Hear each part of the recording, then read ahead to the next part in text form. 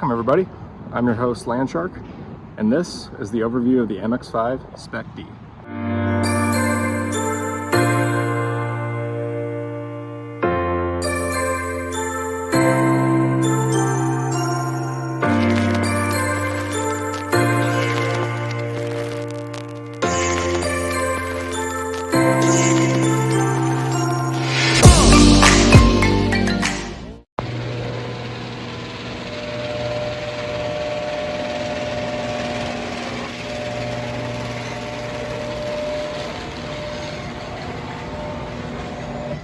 I hope you guys enjoyed that little montage. I'm starting a build series on this car. A lot of you guys have been asking about it in the background of my other videos. This is my 2005 Mazda Miata, or as I like to call it, the MX5-spec D. I bought this car about 3.5 years ago from the second owner. He knew the first owner really well. The car was garage kept, well taken care of, and completely 100% stock. It is a factory special edition with special edition paint. The paint is black cherry mica, which, unbeknownst to me when I bought this car, and it was my first Miata ever, it is one of the rarer colors. So I kind of goofed on that because, you know, as you can tell, I've got into it with a few people and things on the track with it. But, you know, that's how it goes with drifting, I suppose. I mean, I didn't buy this car with the intention of keeping it perfect, factory fresh and clean. You know, I bought it with going, okay, well, here's my drift car, and kind of went from there, and tagged a couple barrels on the track and some dirt and tandem with a few guys and tap. But that's kind of the way she goes, I suppose. But there's plenty more when that came from, I tell you what. But like I said, I've owned this car for about 3.5 years. In the first 2.5 years that I owned this car, not only did I daily this car like an idiot, I also ran roughly about, give or take, 2.5 years worth of park drift events with this car. Missed a few here and there. You know, I tried to go as much as I possibly can, but you know, money doesn't grow on trees, and you know, time isn't exactly flexible. So I've missed a few, but as you can tell, I made a whole bunch of them. You know, I was proud every single time I get that tech sticker slapped on my windshield. Big shout out to Park Drift, my home track. Love those guys big time. But at the same time, I daily this thing back and forth to work, and needless to say, as I was driving, I really had to keep in mind, moron, you have to drive this thing home. Thankfully, I had the luxury of a trailer a lot of the time, so I didn't have to worry too much, but it was like, hey, you know, it's Sunday night. Monday is tomorrow, and you got to be at work at 8 a.m. So easy on the red line. That being said, I always kept the modifications to this car pretty light to keep it reliable, so it wouldn't just break down on me all the time. But from this point forward, I'm going to be taking this car and making it a complete spec drift car, which, being a Miata, probably not the best of ideas, given the fact these cars are more centered towards grip, but you know what? I like a challenge. So that's why this car is going to become, well, is and becoming the MX5-spec D.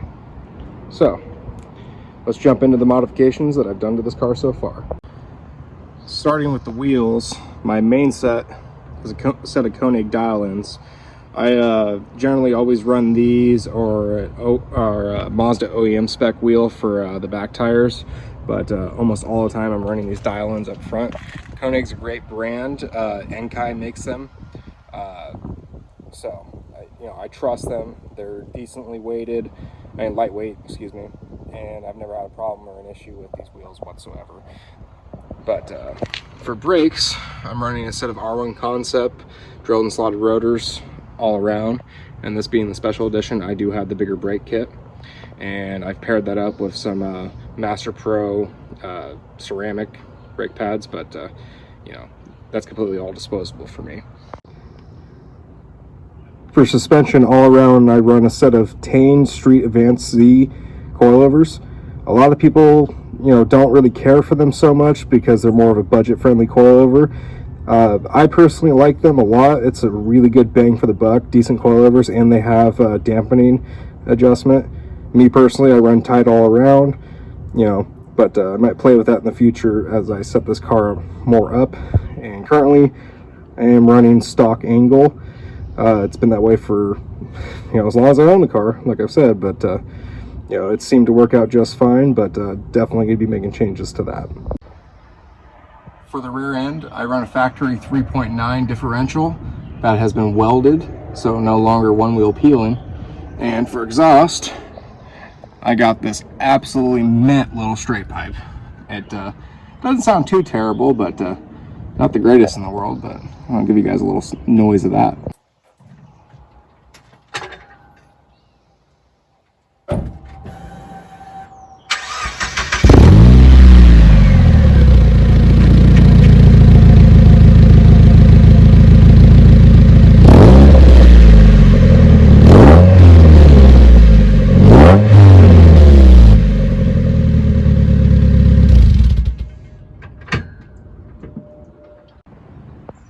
You guys might not like that, might think it's too ricey, sound a little bit like a fart can.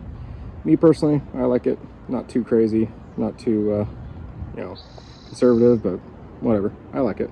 I didn't give it too much because I didn't want to necessarily piss off the neighbors, but whatever. Well, let's get into what we got going on in the trunk game. Nothing fancy. I still need to gut it out a little bit more. I did pull away the gas line cover, mainly to install that. That is oh, sun glare's pretty bad right here. That is a Cobalt rear strut brace, for some rear stability with the car. But other than that, not really much has been done to the trunk. Moving on from the trunk, you can step inside my office. I have done a light interior gut to this car. There's still a lot more that needs to be done, but took all the carpet out, anything unneeded, I wanted it out. I still need to pull the stereo, but I thought a good basic, rip out was a good start. I still need to get some dry ice in here and get out a lot of the sound deadening, but that's a project for a later date. Still running the factory steering wheel. I do plan to swap out to a quick release eventually.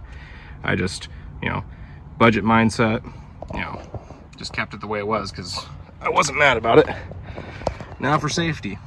I recommend everyone who has a freaking Miata get a roll bar and don't get a style bar, please. Please don't kill yourself. Be safe, be smart. This is a Hard Dog M2 hard bar, I think they called it, or what have you. Either way, Hard Dog M2 bar, double diagonal. It wasn't the easiest to install, but I've definitely had worse jobs. But it's the one that fits underneath the hardtop, so I like it. Oh, get my fat butt in here. Nothing too crazy going on here. Got a 6-speed shift knob, bro, if you're a shift knob guy.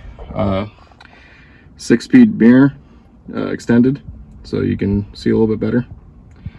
And yeah,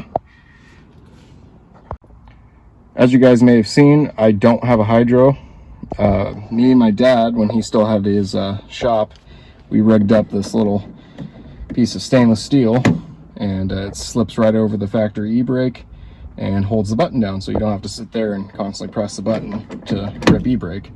So I like a hydro better, of course, who doesn't, but gets the job done. So makes it to where this car can slide around no problem. But hydro is definitely needed in the future. For any other modifications in here for any sorts, there's only one, and it's got kind of a story to it. So for a while, I was burning out fuel pumps like crazy. So I said, screw it.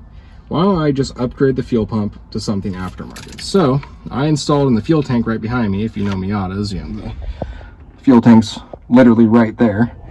I've got a Warbro 225 fuel pump. I'll let you guys hear it prime up.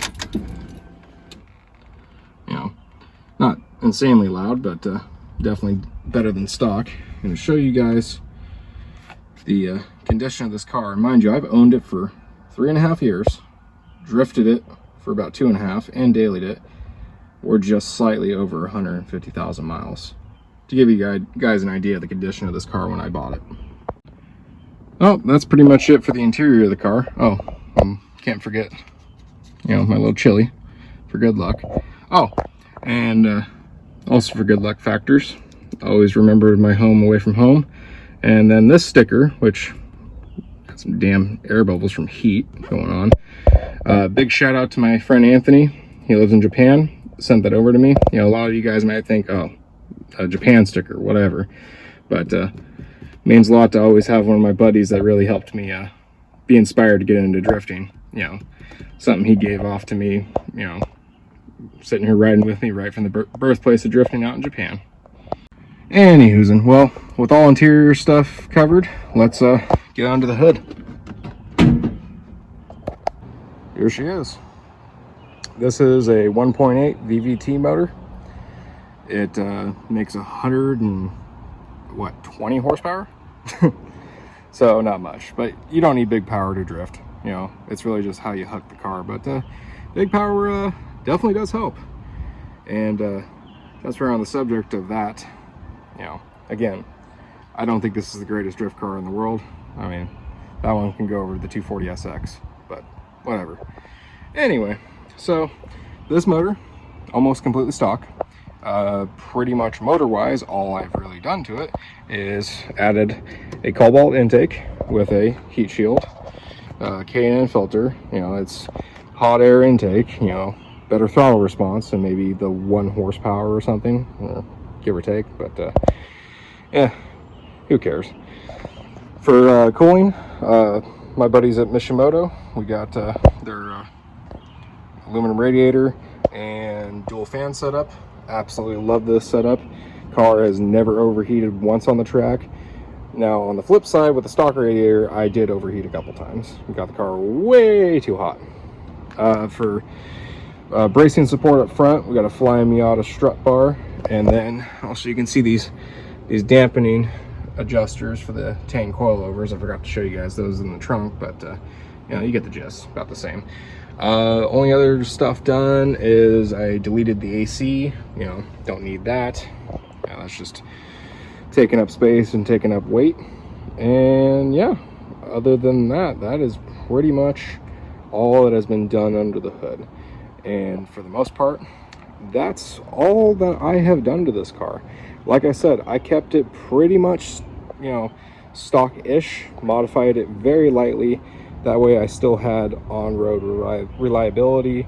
I could still drive the car to the track, which at the time I was living very far away from park. I'm a lot closer now. And yeah, you know, that way I can still drive it back and forth to work. But now I got the good old warhorse lifted Miata back there, so you know, it's really time to start building this car up. With all that being said, if you guys want to follow along this build series, this is a list as of right now of everything I'm going to be doing to this car and filming and making episodes about. So if you guys want, you could subscribe. If you guys don't want to, you can just keep coming back and keep watching as I do all those things to this car and more as I keep building up the MX5-spec D. Last but not least, I want to give massive shout outs to the sponsors that have helped me out so far with building this car. Not for the videos, but for building this car up to where it is now, which is a light, you know, Miata build, I guess. You know, if you can even call it a build. I really suppose that's really up to your interpretation. But big shout out to my friends over at Angle Chasers. They're the one that did this livery a couple years back. I might hit them up, might change up the livery. I don't know yet. Big shout out to Mishimoto, and sorry I lost part of the sticker right there. I promise I didn't do that on purpose, Mishimoto. But shout outs to them for helping me out. And then shout outs to 6-Speed Performance Parts. They've been helping me out along the way with this car as well. And shout out to my good friends over at DFI Diesel Performance in Scappoose, Oregon. If you guys need a diesel built, they're the ones to do it. And trust me, they'll do it right. And last but not least, my good friends over at Transwestern Aviation. It's an FBO at the Scappoose Airfield. If you got an aircraft and you need fuel, go see those guys. Well, I know this hasn't been the most exciting video ever, But I want to appreciate you guys for tuning in and watching the overview of the MX-5 Spec D.